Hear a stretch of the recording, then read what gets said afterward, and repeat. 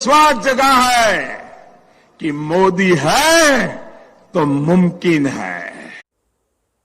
भाइयों बहनों, मित्रों, ये कौन है जो हमारे बारे में बोल रहे हैं? नरेंद्र बाबू के बारे में बोल रहे हैं। मित्रों, इनको गौर से सुनिए आप। क्या ये सच बोल रहे हैं? मित्रों, मैंने रेलवे स्टेशन पर चाय बनाकर बेचा।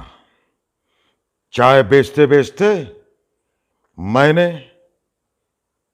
चीफ मिनिस्टर बना गुजरात का, और वहां पर मैंने दंगे करवाए। भाइयों बहनों, उसके बाद मैंने 70 साल की कांग्रेस के नैया को डुबो दिया। लेकिन भाइयों बहनों, मैंने रॉबर्ट वाड्रा का बाल भी बांका नहीं किया। ये कौन से इंसान हैं? ये कहां से आए हैं? भाइयों बहनों, उनकी कपड़े देखिए आप।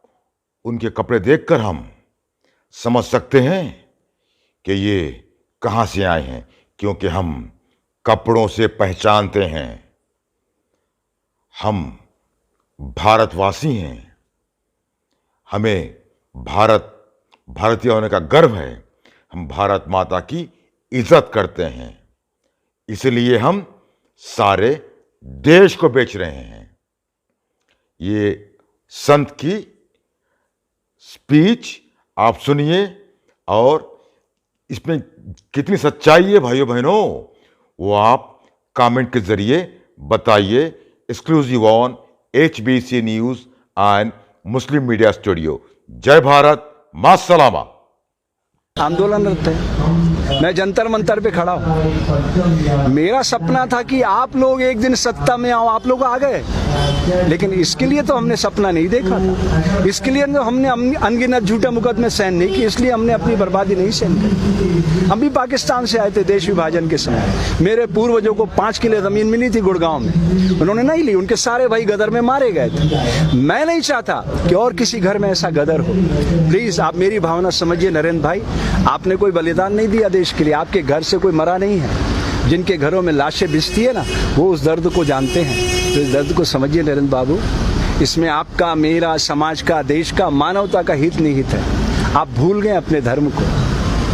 राजनीति में शुचिता लाने के लिए मैं यहाँ खड़ा हूँ।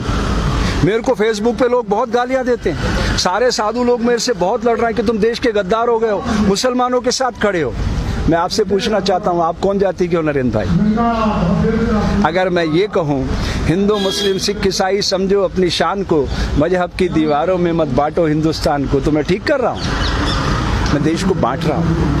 आप समझ रहे हो मेरी बात नरेंद्र बाबू? समझ रहे हो ना मैं हिंदू बनूं ना तुम मुसलमान बनो, मैं भी इंसान बनूं तुम भी इंसान बनो। यही सपना लेके आए थे ना आप। उस सपने को आकार दो ना। अभी कुछ नहीं बिगड़ा। 2024 में चुनाव है।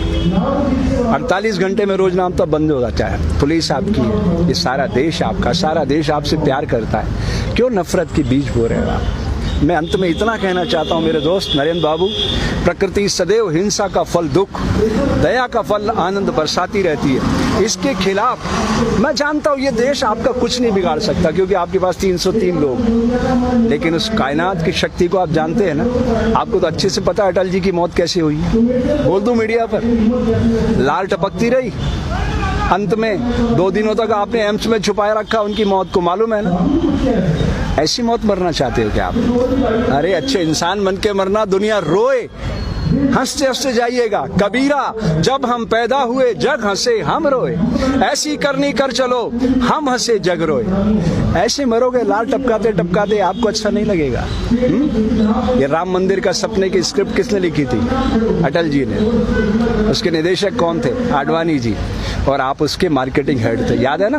उसी रथ पे खड़े होकर चिल्लाते थे आप। मुझे तो एक एक दृश्य याद है। मुझे वो भी याद है 25 जून 1975 की रात, दरमियानी रात, जब कलेक्टर ने मुझे बुलाया था और आप आदिपुर भाग गए थे। मुझे एक एक दृश्य याद है नरेंद्र बाबू, मैं भूला नहीं हूँ। इसलिए आपको याद दिलाना चाहता हूँ दोस्त, ये समय फिर नहीं आएगा। जिन्हें शक हो वो करे और खुदाओं की तलाश, हम तो इंसान को दुनिया का खुदा कहते हैं। मिटा दे अपनी हस्ती को अगर कुछ मर्तबा चाहे कि दाना खाक में मिलकर गुले गुलजार होता है। तुम गलत दिशा में जा रहे हो नरेंद्र, कल पछताओगे।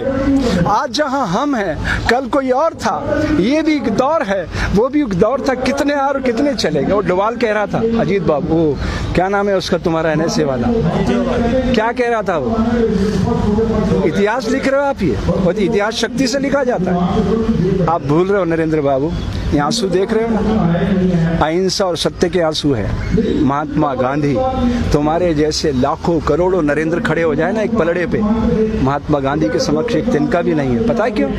अहिंसा और सत्य को उन्होंने अपने जीवन में उतार लिया था। कितना भी अपमान किया, वो बैरिस्टर थे, तुम कितने पढ़े लिखे हो तुम्हें अच्छी तरह से पता है। वो बैरिस्टर थे, सारे कपड़े उतार कर तन पे लंगोटी लगाई और निकल पड़े देश के लिए। आज अगर इस तरह दंगे हो रहे होते ना तो मैदान में आ जाते और खड़े हो जाते सामने।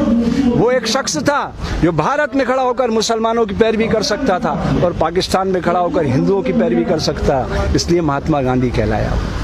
आप नहीं बन सकते इतिहास पुरुष, कूड़ेदान में फेंक दिए जाओ। इसलिए अपनी शक्ति को पहचानो दोस्त, आज नहीं तो कल।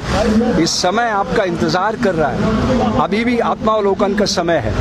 जय हिंद, जय भारत।